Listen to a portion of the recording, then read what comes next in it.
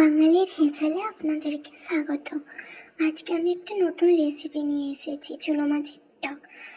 কী করে বানাতে হয় চলো তাহলে রেসিপিটা শুরু করা যাক। এখানে আমি ভালো করে তেলটা গরম করে নিয়েছি, দিয়ে চুনো মাছগুলো ভাজতে দিয়ে দিয়েছি। আর এখানে আমি পাকা তেঁতুলটা 10 মিনিটের মতন ভিজিয়ে রেখেছিলাম, দিয়ে জল দিয়ে ভালো করে গুলে আর রসটা বের করে নিয়েছি।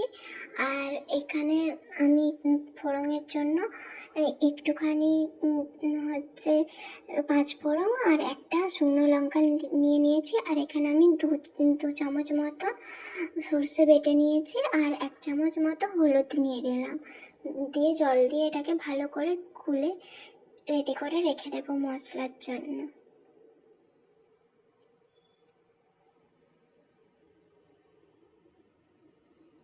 এটা আমার রেডি হয়ে গেছে মশলা। এবার আমি মাছটাকে ভালো করে উল্টিয়ে নিচ্ছি। মাছটাকে আস্তে করে উল্টাতে হবে যাতে না মাছগুলো ভেঙে যায়। ভেঙে গেলে কিন্তু অতটা খেতে ভালো লাগে না। তেলটা ভালো করে গরম করে মাছটা তুলতে হবে আর আস্তে আস্তে করে ভাজতে হবে যাতে না মাছগুলো ভেঙে যায়। মাছগুলো কিন্তু ভেঙে গেলে অতটা খেতে ভালো লাগে না। আর যেহেতু টকের মাছ সেজন্য একটু বেশি করে ভেজে নিতে হবে। হালকা ভাজা থাকলে অতটা খেতে ভালো লাগবে না। আমি গ্যাসের ফ্লেমটা কমিয়ে বাড়িয়ে ভালো করে ভেজে নিলাম। ভাজা হয়ে গেছে, আমি এক এক করে মাছগুলো তুলে নিলাম। এবার কড়াইতে আমি কিছুটা তেল দিয়ে দেবো।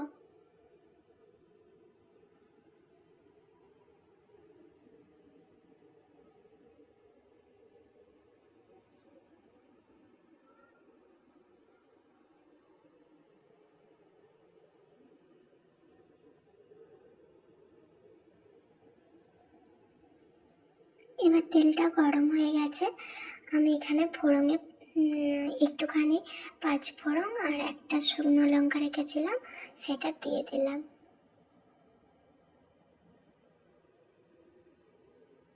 লঙ্কাটা একটু বেশি ভাজা হয়ে যাচ্ছিলো বলে আমি খুন্তি করে লঙ্কাটাকে একটু তুলে রাখলাম, দিয়ে মশলাটা দিয়ে দিলাম। যে মশলাটা আমি করে রেখেছিলাম আগে, 2 চামচ সর্ষে বেটে নিয়েছিলাম আর 1 চামচ হলুদ আমি জল দিয়ে গুলে রেখেছিলাম, সেটা আমি এতে দিয়ে দিলাম।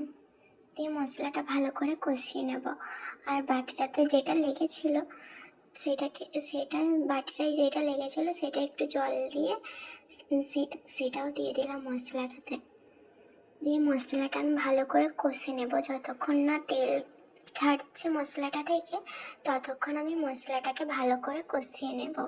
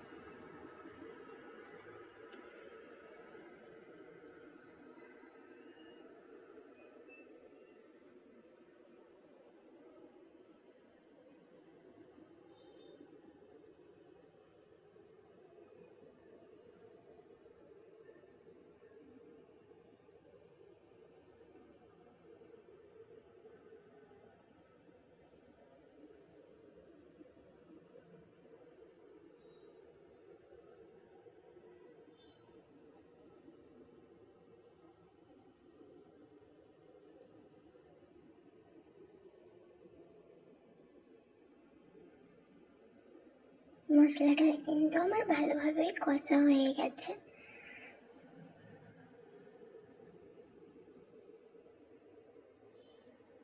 দেখো মশলাটা থেকে কিন্তু হালকা তেল ছেড়ে দিয়েছে। এবার এখানে আমি যে পাকা তেঁতুলটা গুলে রেখেছিলাম, গুলে রসটা বের করে রেখেছিলাম জলে গুলে, সেই রসটা আমি ওতে দিয়ে দিলাম। দিয়ে আরও কিছুটা জল দিয়ে দেবো এতে।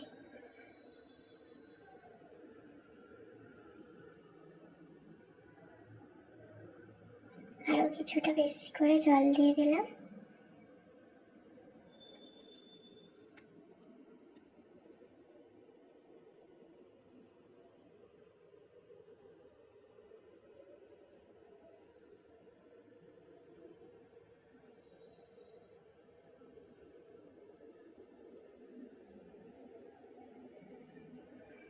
এখানে আমি 7টার মতন বাতাসা নিয়ে নিয়েছিলাম, বাতাসাটা এবার দিয়ে দিলাম। বাতাসা দিলে কিন্তু টকটা একটু বেশি খেতে ভালো লাগে। আর এখানে আমি 3 চামচ মতো চিনি দিয়ে দিলাম।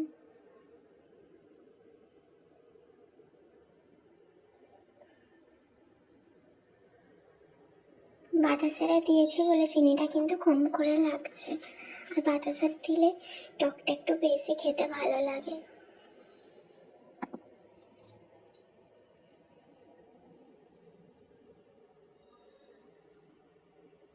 আর এখানে আমি একটুখানি নুন দিয়ে দিলাম, দিয়ে এটা ভালো করে ফুটে গেলে মাছগুলো এবার তুলে নেব। চিনিটা বাতাসাটা ভালোভাবে ঘোলা হয়ে গেলে মাছটা আমি তুলে দেব রসটা ফুটে আসলে।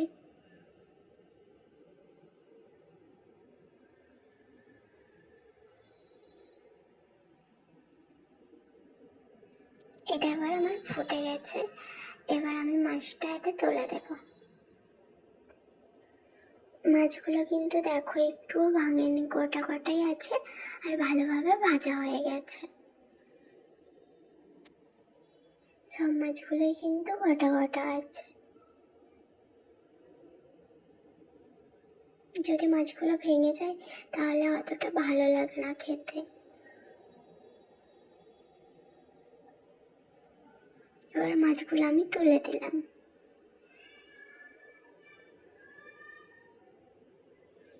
মাছগুলো তোলা হয়ে গেছে, এবার এটাকে আমি ভালো করে ফুটিয়ে নেব যাতে মাছের ভিতরে রসটা ঢুকে যায়।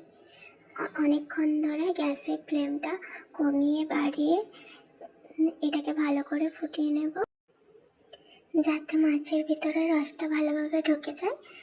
আর রসটাকে আমি খুব বেশি গাঢ়ও করব না আর খুব বেশি পাতলাও রাখবো না, মাঝামাঝি রাখবো যাতে টকটা খেতে ভালো লাগে। আর একটু কমিয়ে বাড়িয়ে একটু বেশিক্ষণ ধরে ফুটিয়ে নেব যাতে মাছের ভিতরে রসটা খুব ভালোভাবে ঢুকে যায়।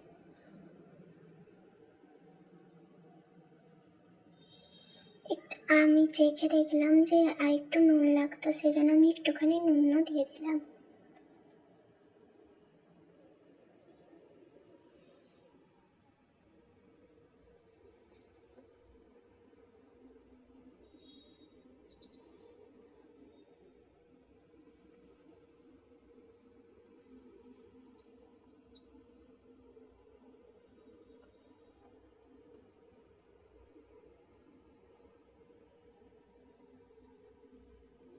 কাদের কাদের ভালো লাগে চুনো মাছের পাকা তেঁতুল দিয়ে টক, প্লিজ কমেন্ট করে জানাবেন যাদের যাদের ভালো লাগে।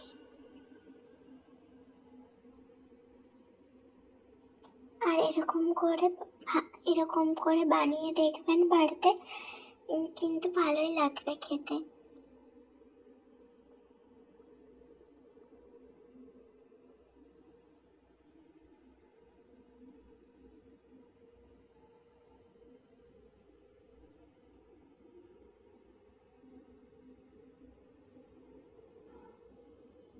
আর একটু নেড়ে নিলাম।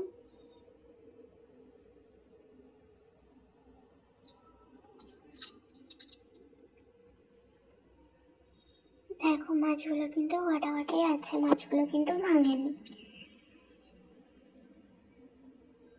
সেজন্য আমি তুলে তুলে দেখাচ্ছিলাম যে মাছগুলো গোটা গোটাই আছে, ভাঙেনি একটু এতক্ষণ ফুটবার পরেও।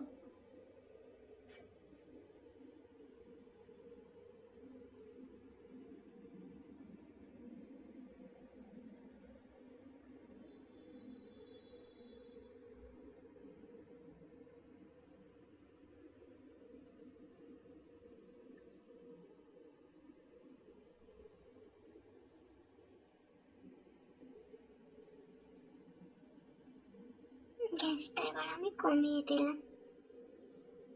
চাটনিটা কিন্তু এবার আমার হয়েই আসছে। এবার এখানে আমি ধনে আর জিরে ভেজে ঘুরিয়ে রেখেছিলাম, সেটা 1/2 চামচের মতন দিয়ে দিলাম নামানোর একটু আগে। আরও কিছুটা দিয়ে দেব। এটা দিলে কিন্তু টকটা আরো বেশি খেতে ভালো লাগে।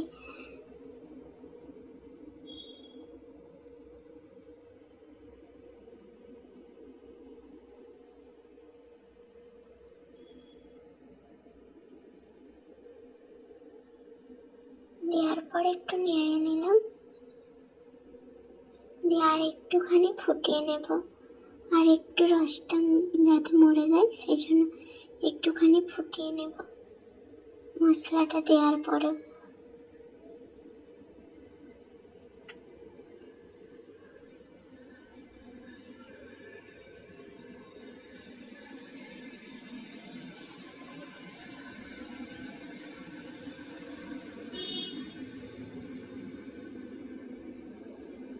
দেখো সব মাছগুলো কিন্তু গোটা গোটা আছে, আর রসটা খুব বেশি গাঢ়ও নেই আর খুব বেশি পাতলাও নেই।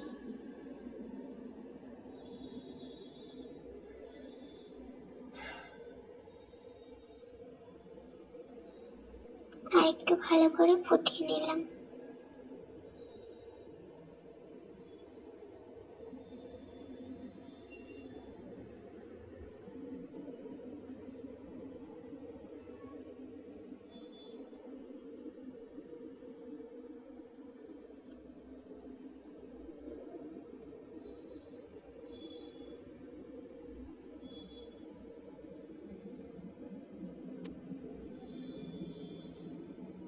এবার গ্যাসটা আমি বন্ধ করে দিলাম। এবার এটা আমার রেডি হয়ে গেছে।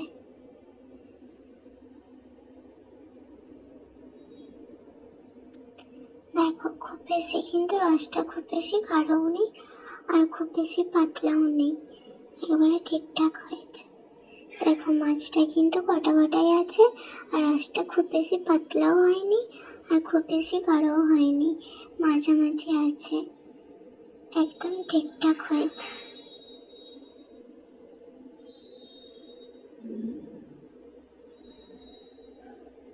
সব মাছগুলোই কিন্তু গোটা গোটা আছে আর মাছের ভিতরে ভালোভাবে রসটা ঢুকেও গেছে।